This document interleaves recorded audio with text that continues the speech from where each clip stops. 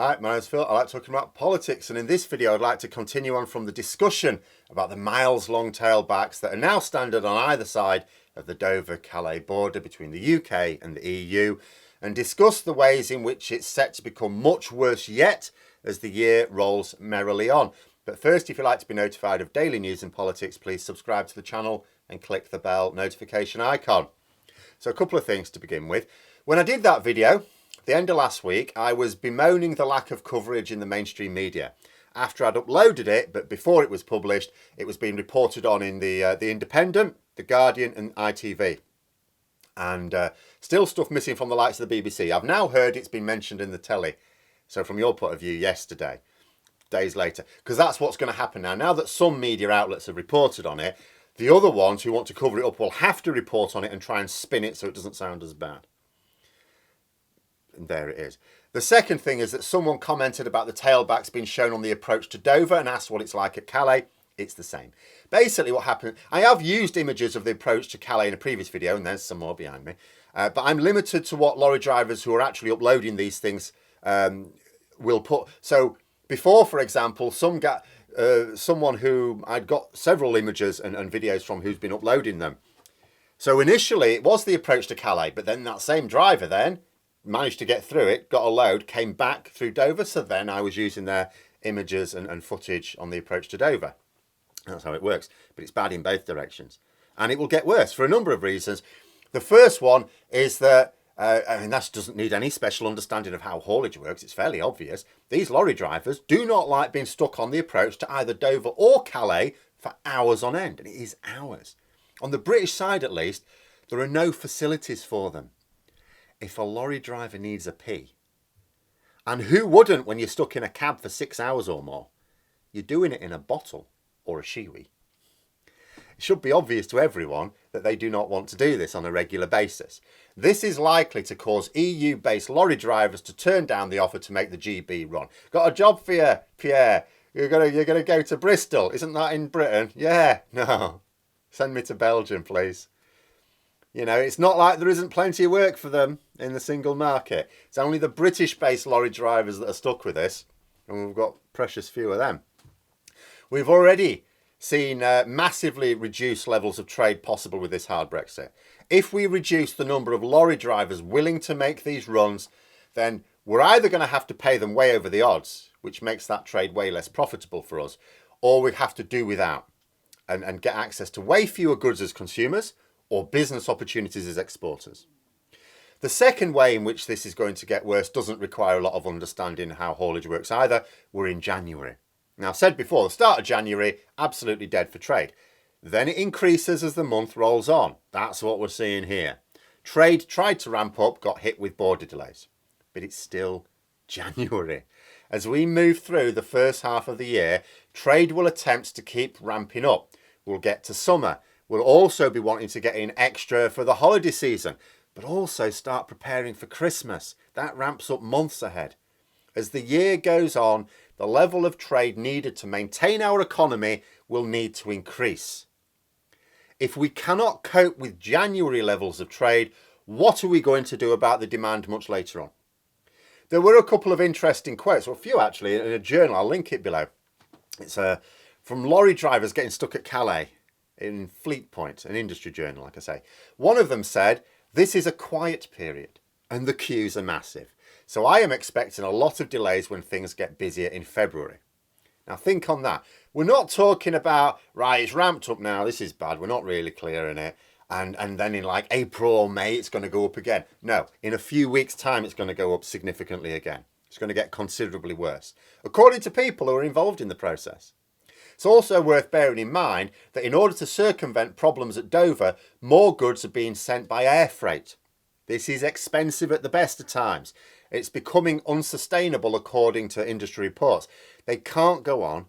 This will create extra demand that cannot be managed as well, because the cost of air freight is now increasing massively too.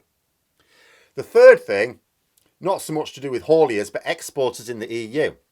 The same journal I mentioned before contained an interesting statement from someone making the point that businesses in the EU would begin to question whether it's worth supplying Britain.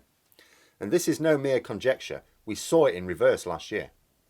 Although we are only applying border controls this year, the EU had them in place immediately at the start of 2021. Customs and standards. We saw plenty of reports of British businesses facing a clear choice. Either shift some of your business to the EU so that you can carry on operating your European business inside the single market, or just stop supplying EU customers completely. Some businesses had that choice. For a lot of businesses, it just wasn't possible. Like even big ones, it wasn't just the small ones, the big ones as well. Marks and Spencer famously had their business model collapse in France. So the stores are closing. But EU businesses had less hassle. There were still barriers to trade, but relatively low. Now the customs controls are in place, with more on the way. It would be ludicrous to suppose that EU businesses will not face the same situation as British businesses did last year.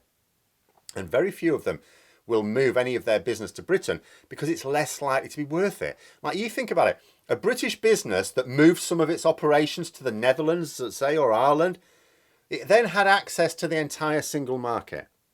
But an EU business moving some of its operations to Britain to supply that market only has access to the British market. It's way less likely to be worthwhile. So the decision is proportionally much more likely to be just not supplying British customers at all. And as the statement in the journal makes clear, we will notice this on the high street. In the EU, what people noticed, and I had stories about this all through last year, was people noticing that what used to be goods produced in Britain were being replaced by goods produced elsewhere in Europe. But the goods were still there, just different. We will just do without, because there's no alternative source of most of these goods. We will just see less choice in the shops. This is the reality for retail in Britain by the end of this year. People will be doing their Christmas shopping later this year and then suddenly seeing that, yet again, there are barriers to them that just didn't exist before Brexit. It didn't used to be like this. And the fourth thing to mention, it's really a fourth and a fifth, but I'll roll it into one because they haven't happened yet, is that these customs controls are not the only thing to hit us this year. There are two other major sources of trade friction coming. The first, I suppose, will be our intended ramping up of standards controls, beginning with SPS checks this summer. This is both massive and not necessarily massive news. It's massive in that this would make the delays caused by customs controls look like a molehill next to a mountain. The customs controls can be handled better than they are. They probably won't be because our government is incompetent and lazy, but in theory it could be. As such, it will probably be, at some point in the future, there will still be queues, there's always queues at a customs border. But the process should be more manageable at some point. But standards controls are different. I've seen nobody credible suggesting that we will ever be able to manage proper standards controls while we have the attitude of divergence from our neighbouring continental market. There is a reason why nobody else in the world is doing what we're doing. It's insanity. You align standards, to some practical degree at least, with your neighbouring market. We are not doing. Can't work. We don't have the vets necessary to deal with the health certificates. We don't have the facilities to house them near the border. We can't just expand the facilities at our border checkpoints because they're on the coast. There are practical problems with trying to construct new buildings in the sea. But this may not happen. The government have already delayed standards checks several times and they probably will again. So what would be a massive problem if we did it may not be a massive problem because we might not do it. I mean, we're still going to be giving the green light to smugglers, but that's just going to have to be chalked up as a Brexit benefit, I suppose. But then there are the biometric checks coming online for the EU. These have also been delayed, but they seem to be on for rollout in September. So if you want to get into the EU as a non-EU citizen, you are taking a biometric check at the border. Now, two main problems with this. If your passport is not biometric, you won't be able to use it. Now, newer British passports should be, but it is worth checking. The second problem is that at Dover, you will need lorry drivers to get out of their cabs and present it for checks. They can't do it in the cab, they've got to go somewhere. Somewhere that doesn't exist now, by the way. So that's going to have to be set up. You know, and let's say it is set up, so that might take an extra couple of minutes. Assuming no problems, an extra couple of minutes. An extra couple of minutes for each vehicle, not just lorries here, for every vehicle trying to pass through Dover or Folkestone, means miles more tailbacks. Add that onto the delays caused by customs controls and maybe even standards controls, and I do not even know how you could describe the chaos that will ensue. This is a big problem, and it is one, unlike the standards controls, or even the customs controls, that the UK government don't have the power to delay this. Like, the UK government could scale back their customs controls. They could not put in place the standards controls. Can't do anything about this because this is EU controls. All they can do is decide whether or not they make the process run as smoothly as possible or not. But those are my thoughts. Let me know yours in the comments below. Hope you found the video interesting. If you did, don't forget to click the like button if you'd like to support the channel further. Please also click the Patreon link for details, and until next time, I'll see you later.